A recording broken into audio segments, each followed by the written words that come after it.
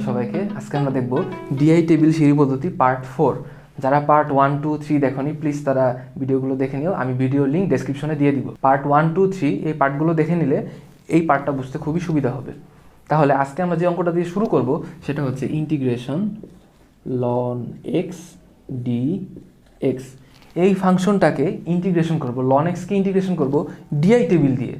এখন DI table, D কলামে I কলামে দুইটা আলাদা আলাদা ফাংশন বসাতে হয়। এখানে ফাংশন আসেই তো একটা লন এক্স, তাহলে বলতে পারো ভাইয়া কোনটাকে কোন কলামে বসাবো, আসেই তো একটা। এখানে একটা কথা মনে রাখতে হবে, যার কেউ নাই তার এক আছে, তার মানে লন এক্সের সাথে অবশ্যই একটা এক গুণ আকারে আছে, ঠিক আছে? তাহলে এটাকে আমি লিখবো integration 1 into ln x dx. লেখা তো যায়, কোনো সমস্যা নাই। 1 ইন্টু লন এক্স ডিএক্স। তাহলে এখানে 1কে একটা ফাংশন হিসাবে বিবেচনা করব আর লন এক্সকেও আরেকটা ফাংশন হিসাবে বিবেচনা করব। এখন যদি আমি ডিআই টেবিলটা ড্র করার চেষ্টা করি, দেখো এখন ডি কলামে আমি কাকে বসাবো? ডি কলামে আমি লন এক্সকে বসাবো। কেন লন এক্সকে বসালাম? কারণ লন এক্সকে ডিফারেন্সিয়েশন করা যাবে, কিন্তু লন এক্সকে যদি আমি আই কলামে বসাতাম তাহলে এটাকে ইন্টিগ্রেশন করা কিন্তু এত সহজ হতো না। তাই লন এক্সকে আমি ডি কলামে বসালাম, আই কলামে আমি 1কে বসাবো। তাহলে একটা ফাংশন 1, এটাকে আই কলামে বসালাম, আর ডি কলামে আমি লন এক্সকে বসালাম। আমার বসানো শেষ। এবার আমি ডি কলামে যেহেতু লন এক্স আছে, লন এক্সকে ডিফারেন্সিয়েশন করব, পাচ্ছি 1/x। আই কলামে 1 আছে, 1কে ইন্টিগ্রেট করা পাওয়া যায় হচ্ছে এক্স। 1কে ইন্টিগ্রেট করলে পাওয়া যায় এক্স। তাহলে আমার এটা আর আগাবো না, কারণ জটিল হয়ে যাবে আগালে, এটা আর আগাবো না, এখানেই শেষ, এগুলো আর লিখবো না। তাহলে আমার উত্তরটা হবে কোনাকুনি গুণ x loan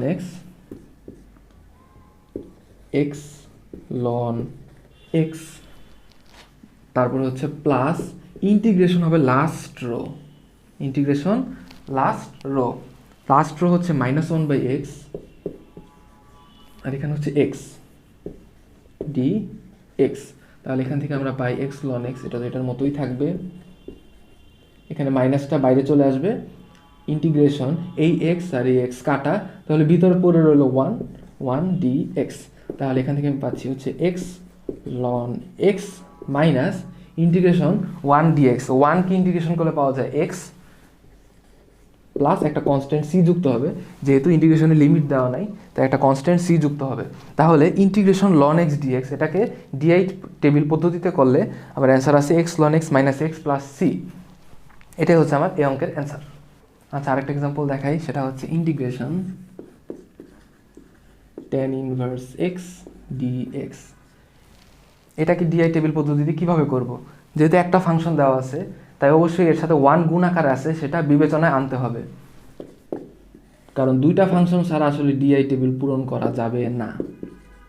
tan inverse x dx, এই যে আমরা দুইটা ফাংশন এখানে পেয়ে গেলাম, সেটা হচ্ছে 1, এটাকে একটা ফাংশন হিসাবে বিবেচনা করব, আর tan ইনভার্স এক্স। তাহলে ডিআই টেবিলটা যদি আমি আঁকার চেষ্টা করি,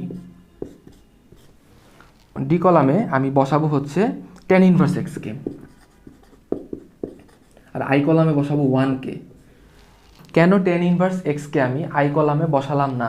কারণ tan ইনভার্স এক্সকে যদি আমি আই কলামে বসাতাম তাহলে tan ইনভার্স এক্সকেই ইন্টিগ্রেশন করে পরের লাইনে লেখা লাগতো, কিন্তু আমার তো প্রশ্নেই চাইছে tan ইনভার্স এক্সের ইন্টিগ্রেশন কত, সেটা তো আমরা নিজেই জানি না। তাই আমি যদি tan ইনভার্স এক্সকে আই কলামে বসাতাম আমার কিন্তু কোনো লাভ হতো না, কারণ tan ইনভার্স এক্সকে আমি ইন্টিগ্রেশন করতে পারতাম না। তাই 1কে আমি আই কলামে লিখলাম আর tan ইনভার্স এক্সকে আমি ডি কলামে লিখলাম। তাহলে tan ইনভার্স এক্সকে কিন্তু ডিফারেন্সিয়েশন করা সহজ, কারণ এটা আমাদের মুখস্থ। tan ইনভার্স এক্সকে ডিফারেন্সিয়েশন করলে পাওয়া যায় 1/1 প্লাস এক্স স্কোয়ার। তাহলে এখান থেকে আমি পাই 1/1 প্লাস এক্স স্কোয়ার, আর 1 এটাকে ইন্টিগ্রেশন করলে পাওয়া যায় হচ্ছে এক্স।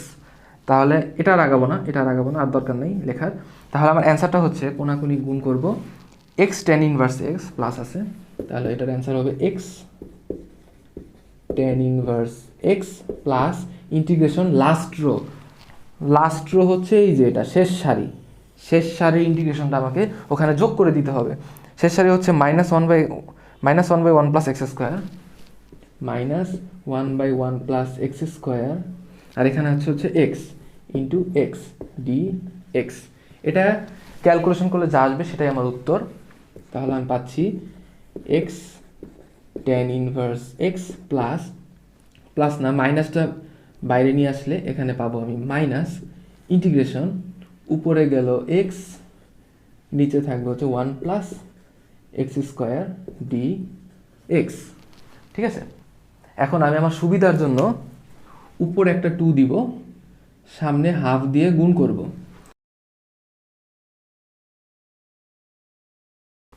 তাহলে এখান থেকে আমরা লিখতে পারি x tan inverse x minus এই হাফটা তো থাকবেই, আর এই ইন্টিগ্রেশনের মানটা হবে loan modulus of 1 plus x square plus একটা কনস্ট্যান্ট সি যুক্ত হবে।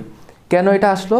কারণ হাফ তো আছেই, এই যে 1 প্লাস এক্স স্কোয়ার এই ফাংশনটা, এইটাকে ডিফারেন্সিয়েশন করলে 2x পাওয়া যায়। 1 প্লাস এক্স স্কোয়ার এইটাকে ডিফারেন্সিয়েশন করলেই আমরা 2x পেয়ে যাচ্ছি। এটাকে ডিফারেন্সিয়েশন করলে উপরের ফাংশনটা পাওয়া যায়। এটাকে ডিফারেন্সিয়েশন করলে যদি উপরের ফাংশনটা পাওয়া যায়, তাহলে তার উত্তর হচ্ছে লন নিচের ফাংশনের মডুলাসটা, এই যে নিচের ফাংশন 1 প্লাস এক্স স্কোয়ার, তার মডুলাসটাই হবে অ্যান্সার। তাহলে আমার এই অঙ্কের অ্যান্সারটা হচ্ছে x tan inverse x minus 1/2 ln 1 plus x square plus C. যারা এই জায়গাটা বুঝতে পারো নাই, এখানে আমি সূত্রটা দিয়ে দেবো, সেটা দেখলে ক্লিয়ার হয়ে যাবে আশা করি। তা আজকের মতো এই পর্যন্তই, দেখা হবে সামনের কোনো ভিডিওতে। টিল দেন টেক কেয়ার, আসসালামু আলাইকুম।